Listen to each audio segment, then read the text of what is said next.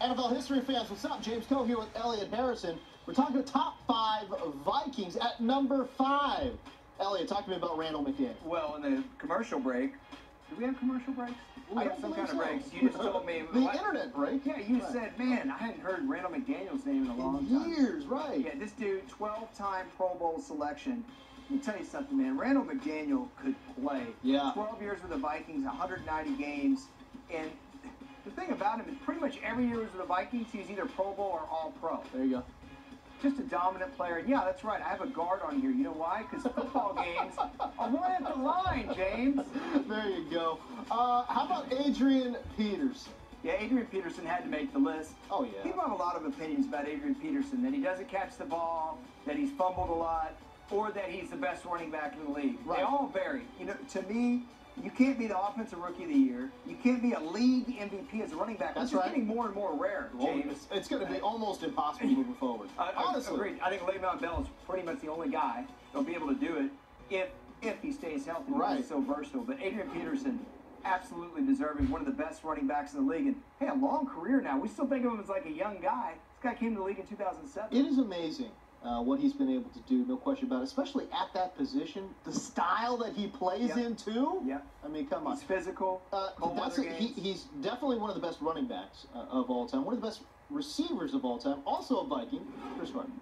Tell you what, I don't know if that was broadcasting school or what, but that segue was beautiful. It was beautiful. Cris Carter, so many things to say about Cris Carter. One of the best possession receivers to ever play the game. Now, I'm not saying the guy couldn't go deep, but on 3rd and 6, the Vikings weren't going to Randy Moss. They were going to Cris Carter. That's right. Maybe the best hands in the history of the league, certainly top 5.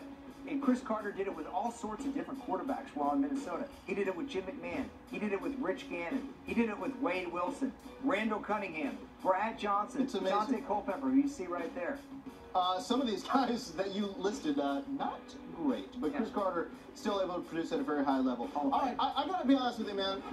I don't know much about Alan Page, yet he's number 2 on your list. Yes, Alan Page. So, James, when he came to the league in 1967, he was a very small defensive tackle, maybe even a little bit smallish for that era. But let me tell you, the guy was so quick, he could disrupt. Look how quick he is off the ball right there. I mean, just watch the video. Sure. But 1971, as a defensive tackle, won league MVP. I know that's old school, 1971. It's not that old school, okay? Quarterbacks are still pretty doggone good.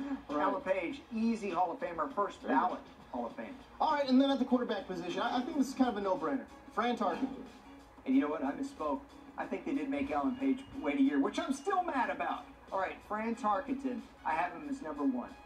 Was Fran Tarkenton a better player than Alan Page? I wouldn't say that. But when you are the quarterback of a franchise and you take the team to 3 Super Bowls and you win a league MVP yourself, you've got to be up there at the top.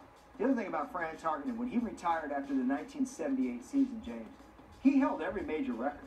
All the records that Dan Marino broke in the mid-90s and that Peyton Manning and Brett Favre since broke, they were all Fran Tarkenton's. 47,003 yards. I think this right here, what you're saying, I think that revolutionized the game. Oh, his ability to scramble and punt. You bet. Very Russell Wilson-esque, Fran Tarkenton. If you want to think of a modern player, his ability to run was fantastic. But Russell Wilson could run too. How many times do you see Russell Wilson back up, and escape or throw the ball away? Fran was the man at that. A wonderful career, and when he retired, he really could have kept playing. He was still playing at a high level at 39. It's a franchise that's been around forever.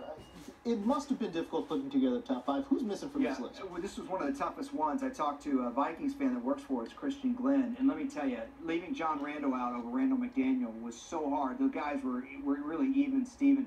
Randy Moss, absent from this list because Randy Moss played with other teams. His record-breaking year was with the New England Patriots. Jim Marshall played 200